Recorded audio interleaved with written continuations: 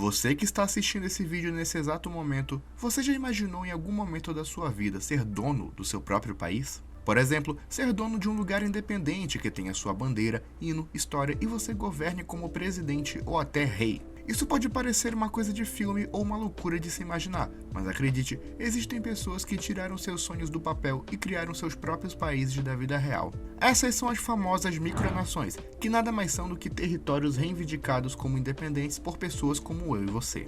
Não estou falando de microestados como Mônaco e Vaticano. Diferente deles, as micronações não possuem reconhecimento internacional e nem mesmo são levadas a sério, sendo vistas como simples passatempos por algumas pessoas, já que seus territórios podem ir desde um quintal de um senhor de 50 anos até literalmente um planeta inteiro. Quer saber mais? Então venha comigo. Antes do vídeo começar, quero pedir que você já deixe seu like, se inscreva no canal, ative o sininho de notificações e siga nossas páginas no Instagram e no TikTok. Tudo isso ajuda muito no crescimento e evolução do canal. Sem mais delongas, vamos ao vídeo.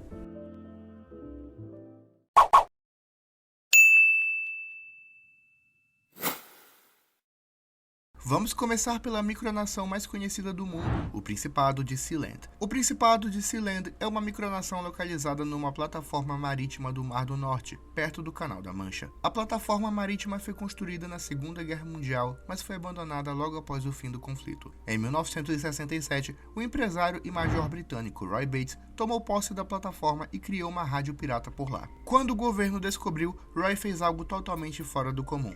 Declarou a independência de Sealand, fazendo dele um cidadão estrangeiro e não podendo ser preso pela polícia de Londres. A independência não foi reconhecida pelo Reino Unido, mas pelo fato de estar localizado em águas internacionais, o governo da rainha não pôde fazer muita coisa. Roy autodeclarou-se como o príncipe de Sealand e alguns de seus seguranças pessoais e familiares tornaram-se membros do governo ou do exército. Ele também criou uma constituição e até uma moeda, o dólar de Sealand. Desde então, o Principado reivindica ser um estado independente, mesmo sem reconhecimento de nenhum país do mundo por motivos óbvios. Mas se engana quem pensa que nada de interessante acontece por lá, já que até uma espécie de golpe de estado já aconteceu por lá em 1978. Na ocasião, Roy Bates havia se ausentado e deixado seu filho como príncipe regente. Quando então, os seguranças armaram um complô e tomaram conta da base, proclamando Sealand como uma república. Quando soube disso, Roy Bates voltou com uma força de capangas armados em um pequeno barco, recuperando a posse da plataforma. Hoje, Sealand é um dos casos mais famosos do fenômeno do micronacionalismo, possuindo, além de bandeira, constituição, moeda e time oficial, um site onde qualquer pessoa do mundo pode adquirir cidadania ou até comprar um título de nobreza.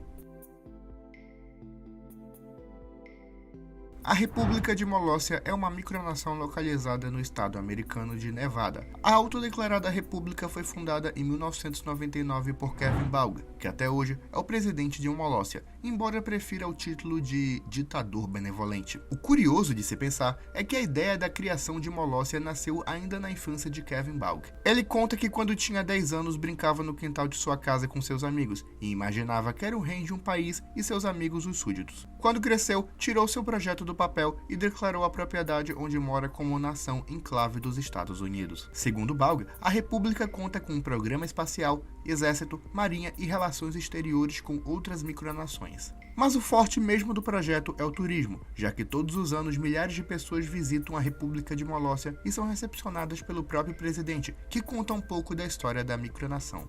Outro assunto que aparentemente Kevin Baugh tem apreço é em relação às guerras, já que durante sua história manteve guerras com outras micronações e até países que não existem mais. Um exemplo disso é a Alemanha Oriental, onde o presidente afirma que apesar do país ter sido dissolvido, as rixas não foram terminadas, embora o próprio não especifique que rixas são essas. Sem dúvida, uma das micronações mais bizarras, apesar do projeto ter um bom retorno e entusiastas por todo o mundo, já que alguns fãs até realizaram um baixo-assinado em 2012, pedindo que o governo americano reconhecesse a soberania de Molóssia, baixo-assinado esse que não foi nem considerado pela votação na Câmara Americana.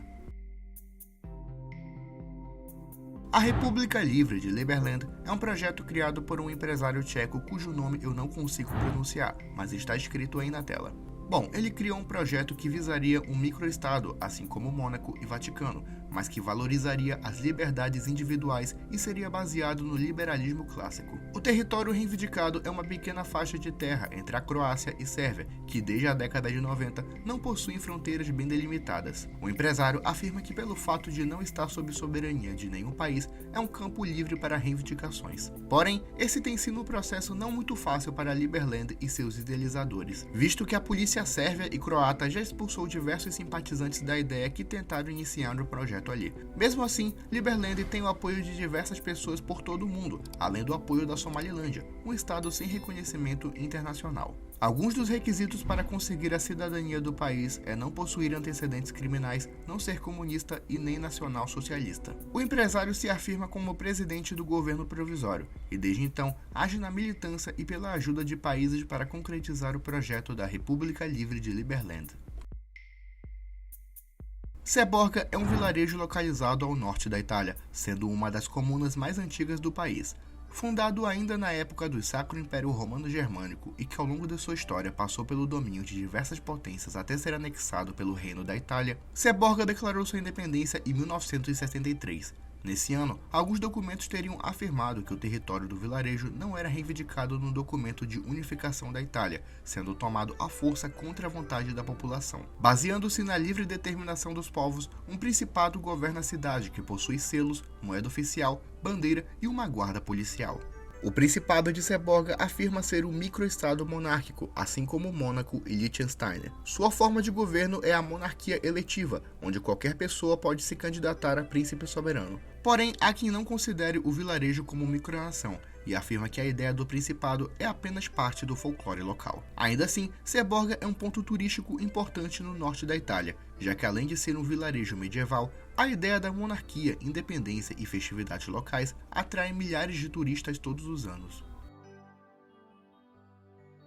Você consegue imaginar um país habitado literalmente por hippies? A cidade livre de Cristiania é uma zona de Copenhague que se define como uma comunidade autônoma e autossuficiente. Fundada em 1971 numa área militar abandonada, Cristiania é habitada por artistas e pessoas hippies no geral, que sustentam valores anarquistas, anarcocapitalistas e igualitários. A principal característica do lugar é a legalização da venda de entorpecentes, principalmente a marihuana, se é que me entende. Juridicamente, Cristiania é vista como uma comunidade autônoma que responde ao governo da Dinamarca e não ao município de Copenhague. Por isso, segundo as leis do país, ela é autorizada a existir como entidade política. Ainda assim, existem regras a serem seguidas, como por exemplo, a proibição de vendas de produtos alucinógenos, nem a prática de certos crimes.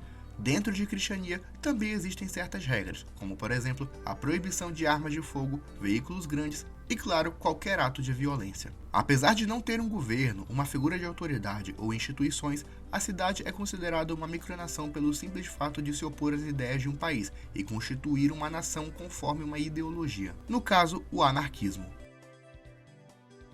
O Principado de Hutt River, também conhecido como Província de Hutt River, foi um território autônomo da Austrália que se proclamava como um principado independente. A ideia da monarquia surgiu em 1970, quando um grupo de fazendeiros do interior da Austrália Ocidental proclamou a independência dos territórios por insatisfação à lei de cotas em relação à produção de milho e trigo. O primeiro príncipe foi Leonard Kingsley, que se proclamou como Leonard I, príncipe soberano de Hutt River. Assim como em outros casos, um parlamento foi montado, selos oficiais, bandeira e hinos foram feitos e o Principado tornou-se um grande ponto turístico. Todos os anos, milhares de pessoas de todo o mundo visitavam o lugar não apenas pela história, mas pelas diversas atividades que podiam ser feitas no lugar.